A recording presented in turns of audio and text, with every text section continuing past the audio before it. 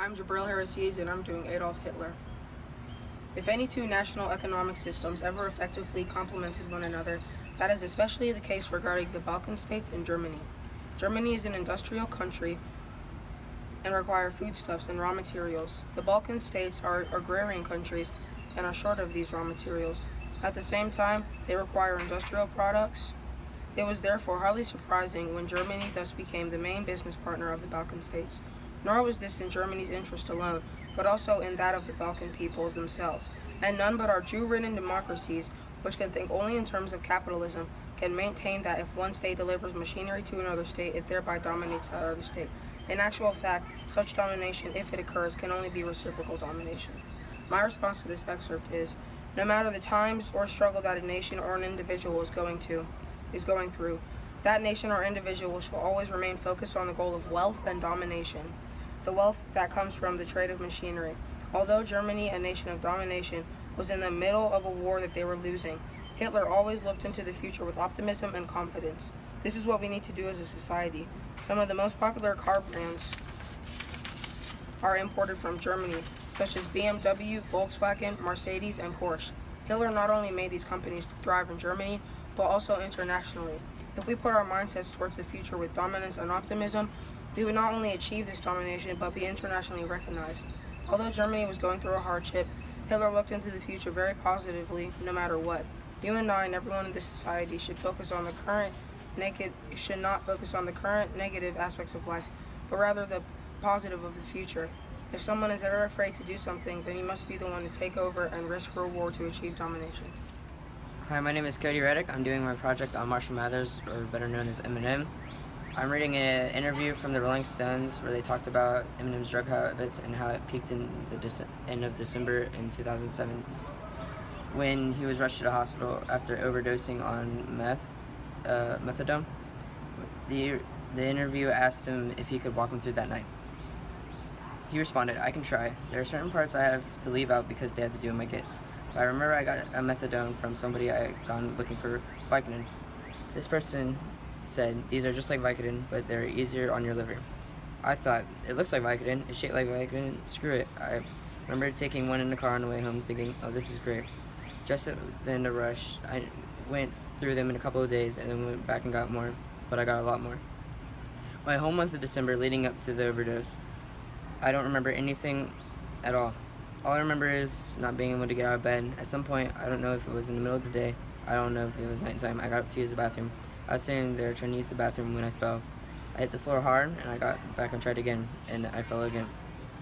That time I couldn't get up. I never really talked about it with anyone in detail because I don't know how. I don't want to know. They said I made it back to the bed somehow. I don't remember that. All I remember is hitting the bathroom floor and waking up in the hospital. For much of the period from 2002 to 2008, he was addicted to a dangerous cocktail of prescription medication, including Ambien, Valium, and extra-strength Vicodin. He tried rehab in 2005, then fell into an even deeper tailspin the next year, following the shooting death of his best friend, Deshaun Proof Holton. It wasn't until he nearly died from an accidental methadone overdose in 2007 that Eminem finally decided to get clean. In December leading up to the overdose, he was doing what the doctors told him that was the equivalent of 4 bags of heroin. They said he was about 2 hours from dying. He was out for 2 days, and he woke up, he didn't realize it was Christmas. Throughout the years of him doing drugs, he still made it time to see his daughters, making time for see them. Missing Christmas was hard for him because he couldn't see his family. This part about Eminem's interview reminded me of my grandfather. He was sick from hepatitis C, a disease transferred from sharing used needles. Not because he did drugs, but because he always wanted to see and be with his family. My grandfather, even though he was sick, loved to be with my father, myself, and other family members he wasn't able to see that often. He died in the summer of last year at 54 years old. I never want to end up as sick as he was, and I know how hard it was for him to deal with it. He would always tell me not to make the same mistakes as he did. I promised him I wouldn't. I claim to keep on that promise and not to do drugs at the same effect it has on people's lives. Hi, my name is Mike Foster, and I am doing my response on Mahatma Gandhi and his famous speech at Kingsley Hall.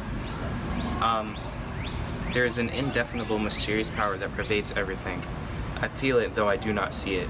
It is this unseen power which makes itself felt and yet defies all proof. Because it is so unlike that all I perceive through my senses, it transcends the senses. but it is possible to reason out the existence of God to a limited extent. Even in ordinary affairs, we know that people do not know who rules or why and how he rules, and yet they know that there is a power that certainly rules. My response to this passage is, in a way, this passage describes a little flaw in my personality. This flaw would be that I find it hard to do things that I don't find in any way entertaining, but can help me along in the future. Some examples are homework, laundry, shopping, etc. But this is similar to what Gandhi said about an unknown force that we know nothing about but may still be there. So within this passage, I found a part of myself that showed me my stand on the unentertaining benefits of life and how I can better myself to find good in them. I'm Joseph Dix, and I did my project on Martin Luther King. There is something that I must say to all my people who stand on the one threshold which leads into the palace of justice. In the process of gaining our rightful place, we must not be guilty of wrongful deeds. Let us not seek to satisfy our thirst for freedom by drinking from the cup of bitterness and hatred. We must forever conduct our struggle on the high plane of dignity and discipline. We must not allow our creative protest to degenerate into physical violence. Again and again, we must rise to the majestic heights of meeting physical force with soul force. Ever since MLK gave the famous I Have a Dream speech, it had taken its place in history and in the hearts of those who had the privilege to see it. Martin Luther King was a great speaker and was very relaxed, but he wasn't afraid to stand up for what was right, and he inspires me to stand up for what I believe in no matter what anybody says.